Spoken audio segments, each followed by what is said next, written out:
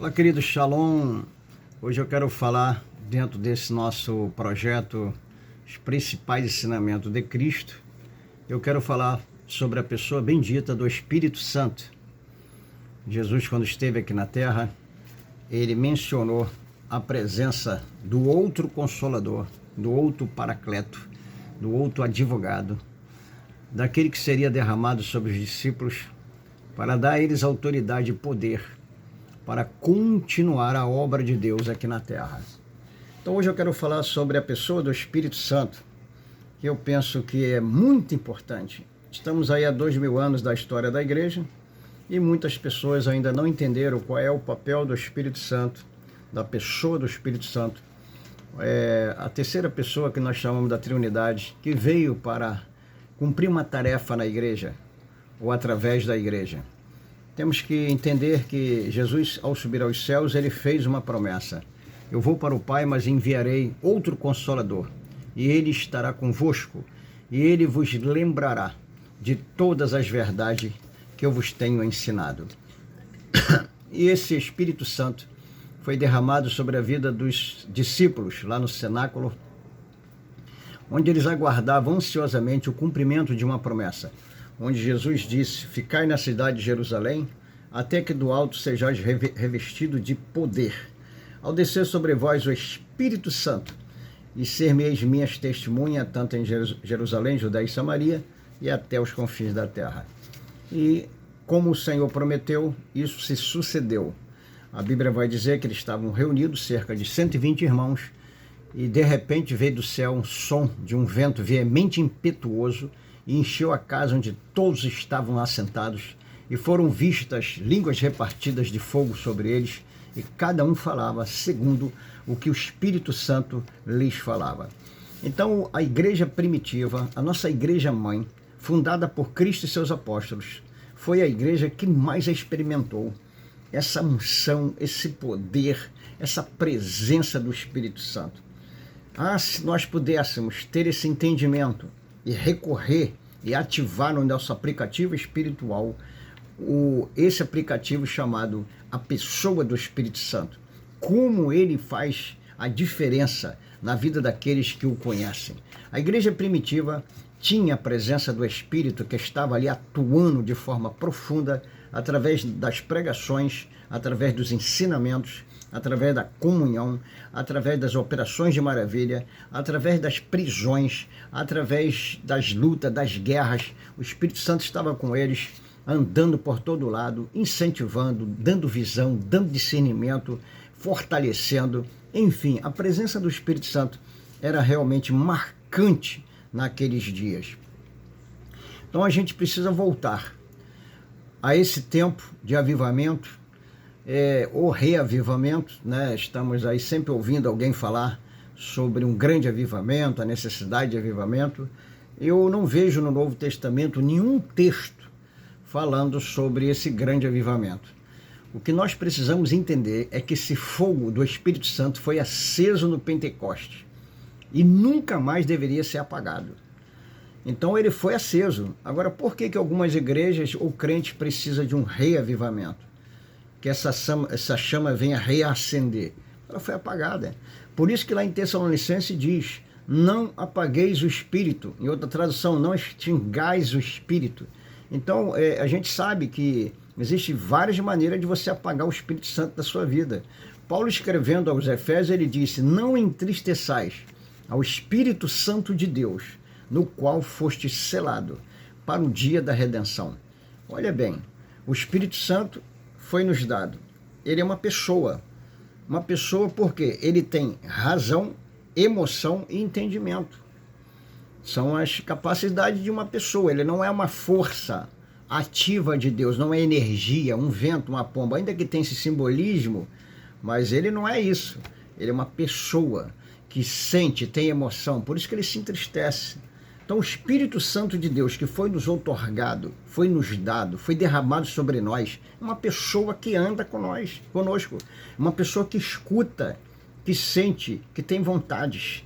Então a gente vai observar a expressão de Atos 13, na separação de Paulo e Barnabé para a obra missionária. A Bíblia diz que os apóstolos estavam orando e jejuando e pareceu bem, olha a expressão, pareceu bem ao Espírito Santo separar Paulo e Barnabé para a obra missionária. Pareceu bem, ou seja, o Espírito Santo tinha opinião, tinha vontade e tinha discernimento suficiente, porque ele é Deus, para saber quem é que tinha um chamado missionário naquela igreja que tinha outros nomes de grande expressão, porque o Espírito Santo estava sobre aqueles homens. Mas esses dois homens se destacaram e foram grandes missionários, e Paulo, por sua vez, se destacou sobre os demais no seu apostolado. Então, o Espírito Santo, ele tinha essa autoridade, esse domínio, né? Essa presença na vida ministerial, na vida pastoral, apostólica de todos aqueles homens. Por quê? Eles entenderam que o Espírito Santo que sabia o que era a obra de Deus, o que era melhor para a obra de Deus, quem estava capacitado para aquilo. Então eu penso que essa expressão, não entristeçais ao Espírito Santo de Deus, no qual foste selado para o dia da redenção, é de fato uma expressão muito forte, porque existe essa possibilidade, sem que talvez a gente perceba, sem falta de conhecimento, entristecer ao Espírito Santo. E o que é que entristece o Espírito Santo? Então, na verdade, o que entristece é pecado.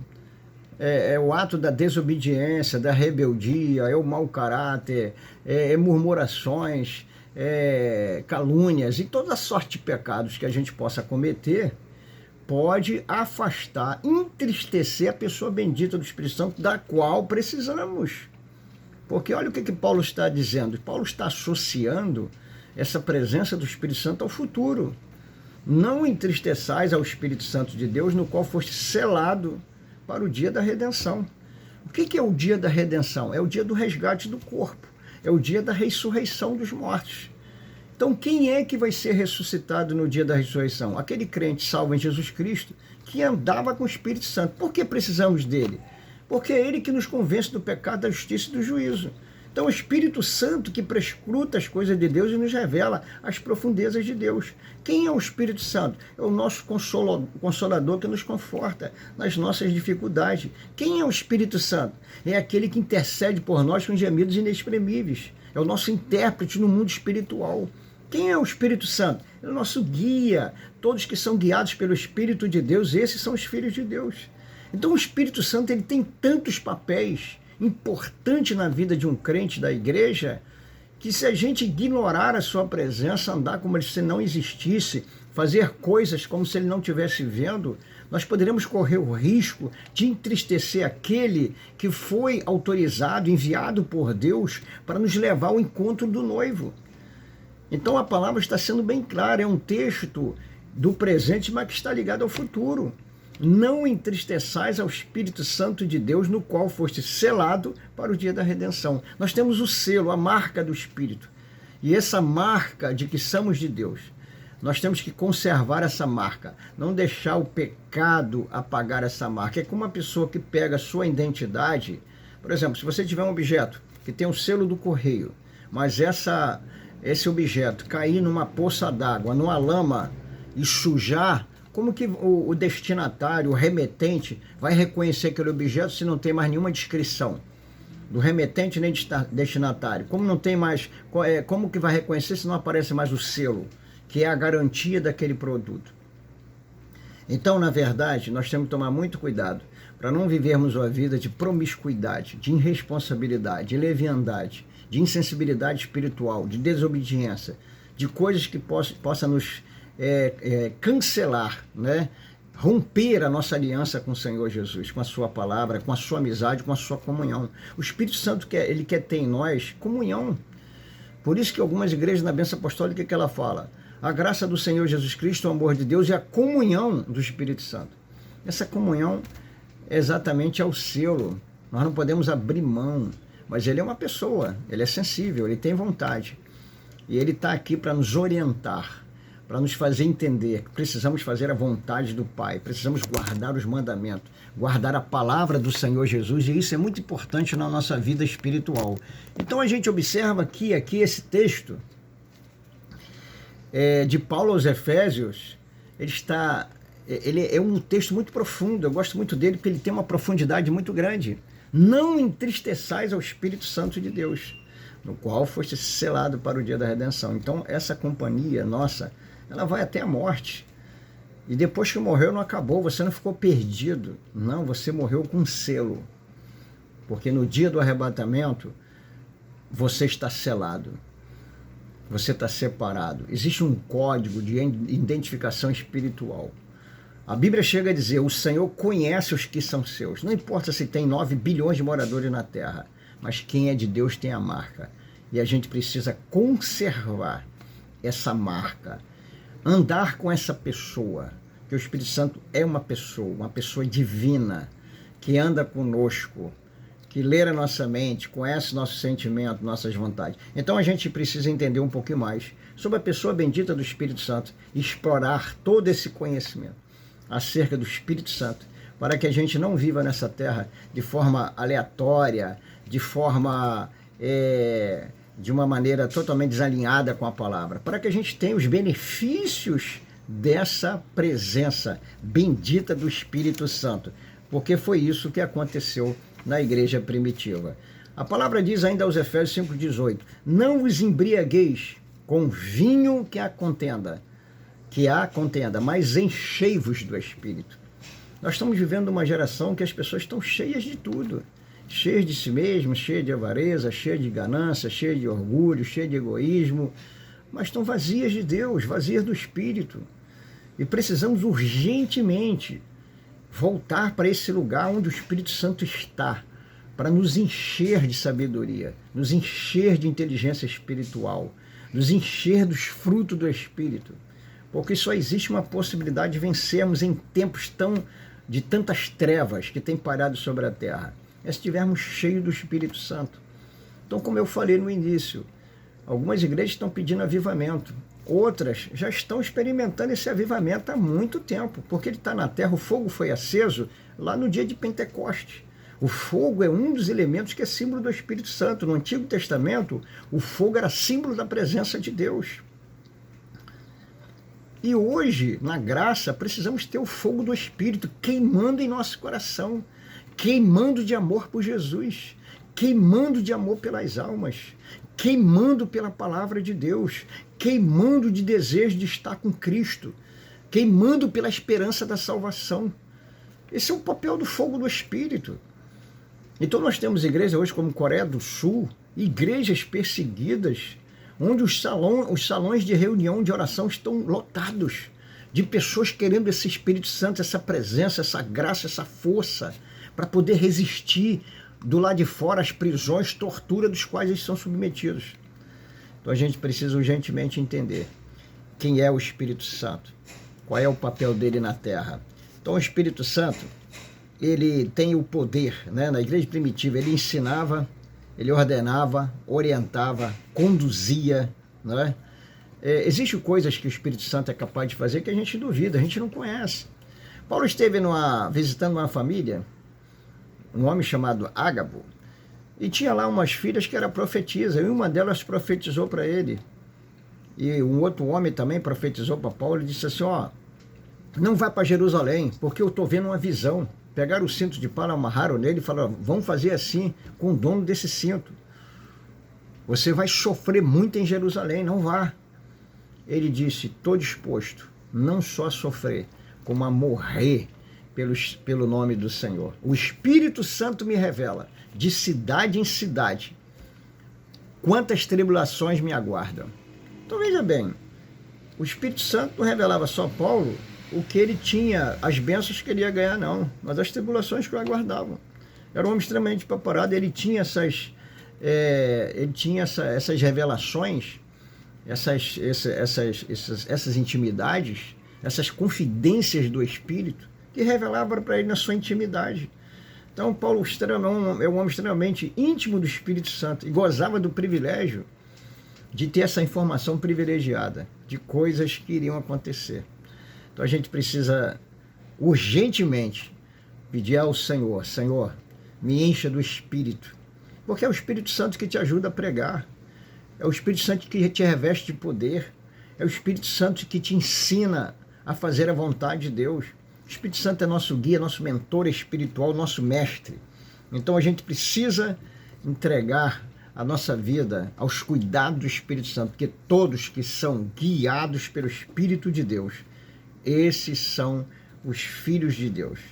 Então nos aguarde nos próximos vídeos, vamos estar falando sobre o Espírito Santo, a importância de ser cheio, a importância, e ser cheio do Espírito Santo é importante até salientar, que é ser cheio dos frutos do Espírito, é ser cheio de amor, cheio de bondade, cheio de benignidade, cheio de mansidão, paz, gozo, alegria, temperança, fé. O Espírito Santo revela o caráter de Cristo em nós. Esse é o papel do Espírito Santo em nós. Precisamos ser cheios do Espírito Santo para ser cheio de ousadia. O Espírito Santo nos leva para a sala de oração, nos leva para a palavra, nos leva para a obediência. Então o papel do Espírito Santo é purificar a noiva. As palavras no Apocalipse 22:17, a Bíblia diz através de João o apóstolo: o Espírito e a noiva dizem vem. O noivo diz vem, e quem ouça diga venha, e quem quiser tome de graça da água da vida. Olha que interessante. E Deus me deu um discernimento sobre esse texto. Todo crente que você conhecer, que ele está com medo de ser arrebatado, ou de arrebatamento, ou sobre esse assunto, sobre a vinda de Cristo, tem medo da morte, das duas uma. Ou o Espírito não está nele, ou ele não é a noiva. Porque lá no Apocalipse existe um alinhamento entre o Espírito e a noiva. O Espírito e a noiva dizem vem, e o noivo diga venha. Ou seja, o Espírito Santo no crente, ele produz esse desejo pela volta do noivo. E o Espírito e a noiva querem ir ao encontro do noivo. Mas se o crente não quer encontrar-se com Jesus, alguma coisa está errada com a sua vida. E Deus me disse outro dia algo muito forte, é uma parábola, analogia. A noiva traiu o noivo ficou triste e foi embora. Anos mais tarde o noivo liga e diz: amor, esse final de semana eu estou voltando. Mas ela diz: como assim? Ele vai voltar? Essa notícia da volta do noivo, para aquela noiva, não trouxe alegria, trouxe angústia. Sabe por quê? Porque ela ainda estava com seus amantes. Então, o crente que ainda está com seus amantes, os seus antigos pecados, é infiel a Cristo, a sua palavra, a volta do noivo não é uma mensagem de esperança e de alegria, mas que Deus tenha misericórdia de mim e de você. Que você possa dizer, como João disse: Maranata, ora vem, Senhor Jesus. Quando o Espírito Santo está em nós, ele produz essa esperança, esse desejo pela bem-aventurada esperança, que é o aparecimento do Senhor Jesus Cristo nas nuvens do céu. Então que o Senhor nos ajude a entender o papel do Espírito Santo, que ele começa no dia que tu nasce de novo. É ele que te convence do pecado, dos seus erros. Se você entristecê-lo quando você errar, talvez sua mente será cauterizada. Então a gente precisa do Espírito Santo para nos auxiliar, para nos ajudar na nossa caminhada aqui na terra para fazer a vontade de Deus. Que Deus te dê esse entendimento. Se inscreva no meu canal, dê o joinha e compartilhe esse vídeo, essa palavra de esperança, essa palavra de fé, de discernimento espiritual, para que outras pessoas também sejam alcançadas, cheias do Espírito Santo de Deus. É o que nós estamos precisando nos dias de hoje. Paz e graça.